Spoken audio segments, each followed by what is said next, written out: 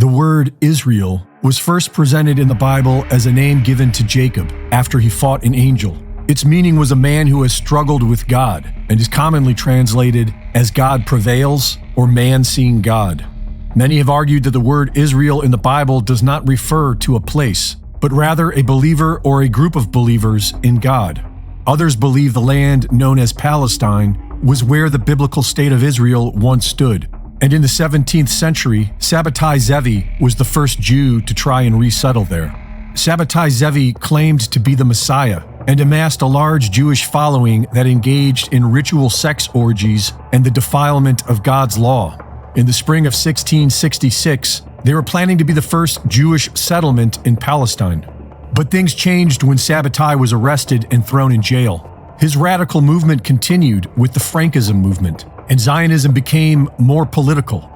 Although they claimed to be secular, the Zionists flooded the temples with prayers for a return to Zion and a restoration of the Jewish state. But the rabbis rejected them. In 1885, the rabbis wrote that we consider ourselves no longer a nation, but a religious community, and we therefore expect neither a return to Palestine nor a sacrificial worship under the sons of Aaron, nor the restoration of any of the laws.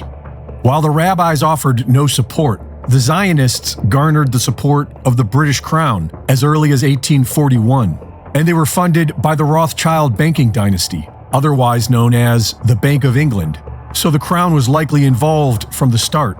In 1897, the political intent to recreate the State of Israel was made official to the public, and in 1917, under the British government's Balfour Declaration, British troops seized control of Palestine on behalf of the Zionists. In 1922, the League of Nations adopted the declaration, and in 1947, the United Nations granted parts of Palestine to the Zionists. Between 1947 and 1949, Palestinians were made refugees and kicked out of the homes of their ancestors. Hundreds of villages were destroyed, and thousands of Palestinians were murdered in a series of massacres known as the Nakba. The Zionists killed Palestinian Muslims, Christians, and Jews. The Zionists claimed to be non-religious, but they were mostly Ashkenazi Jews. The Ashkenazi can be traced back to the Khazars, the progenitors of Rabbinic Judaism. The Khazar Khaganate was a major empire in what is now Ukraine, Georgia, Armenia, Azerbaijan, and parts of Russia, Turkey, and Iran. It was ruled by the Khazars, but made up of several diverse nomadic tribes. In the year 740, the Khazars mass converted to Judaism. Synagogues and schools were built, and Rabbinic Judaism was born. The original Jerusalem Talmud was replaced by the recently codified Babylonian Talmud, which was based on Babylonian philosophy and became the mainstream thanks to the Khazars and the Zionists. Some Christians believe that this is the synagogue of Satan written about in the Bible, which say they are Jews and are not. And many other Christians have become Zionists themselves. The Zionists have tremendous support from American megachurches and Christian evangelicals, many of whom believe that as the world becomes a fiery hell, they will be saved and brought to an eternal paradise. But in order for this to happen, the Temple of Solomon must be rebuilt, and 2/3 of the Jewish people must perish.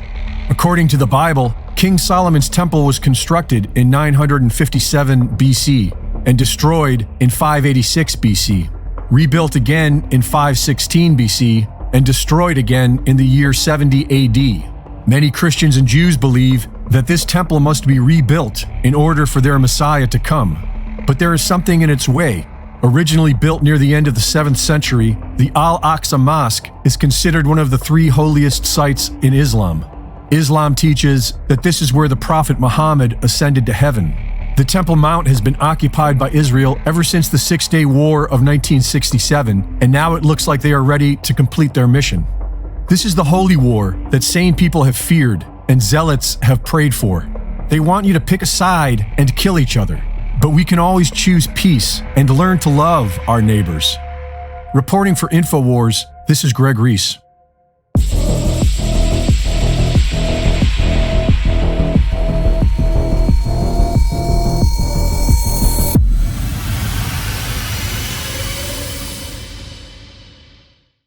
Thank you for watching the latest Greg Reese Report. Be sure to go to reesereport.com to see my latest videos, sign up for my free newsletter, and subscribe for exclusive content. And be sure to support my sponsor at InfoWarsStore.com.